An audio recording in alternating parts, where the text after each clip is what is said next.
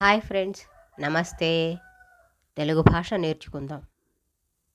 ఈ ఈ ఉ ఊ అక్షరాలతో మొదలయ్యే సరళ పదాలు. ఇక ఇక సరళ పదాలన్నింటినీ చక్కగా నేర్చేసుకోండి. ఇలా, ఇహ, ఇలా అన్న ఇహ అన్న భూమి అని అర్థం. మనం భూమిపై నివసిస్తూ ఉన్నాం.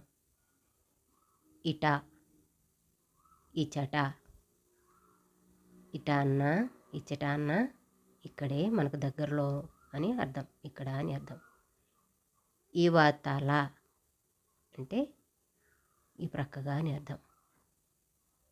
ఇహపర అనగా భూమి మీద మరియు పరలోకంలోను అని అర్థం. ఈక, పక్షుల రెక్కలకు రంగురంగుల ఈకలు ఉంటాయి. ఈడ అంటే ఇక్కడ అని అర్థం.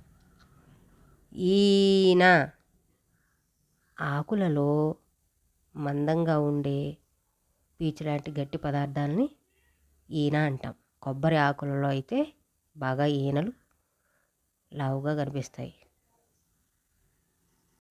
ఈశ అంటే ఈశ్వరుడు, భగవంతుడు. ఈల, ఈల అనే వస్తువుని నోటితో గాలి ఊది శబ్దం చేస్తూ ఉంటారనమాట. నోటితో కూడా గాలి ఊది ఈల వేస్తారు. ఈల. ఈత అంటే పిల్లలందరూ నీళ్ళల్లో ఈదులాడుతూ ఆడుతూ ఉంటారు. ఈతకాయలు కూడా ఉన్నాయి. ఈవల అంటే ఈ వైపున ఈ ప్రక్కన అని. ఉమ, ఉష, ఈ రెండు పేర్లు అన్నమాట. అంబ పేర్లు, భగవంతుని పేర్లు ఉమ, ఉష.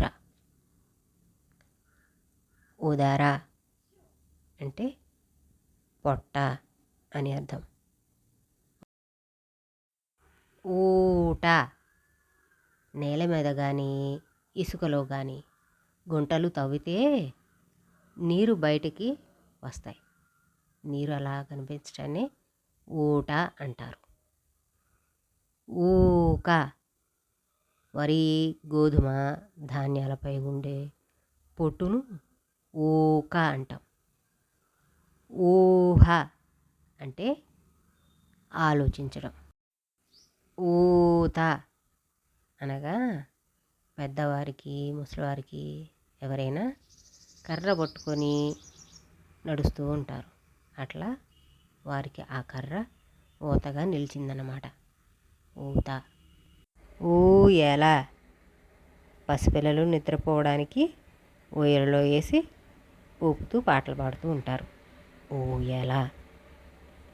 తర్వాతి పాఠంలో ఏ ఏ ఐ ఓ ఓ ఔ అక్షరాలతో మొదలయ్యే సరళ పదాలను నేర్చుకుందాం.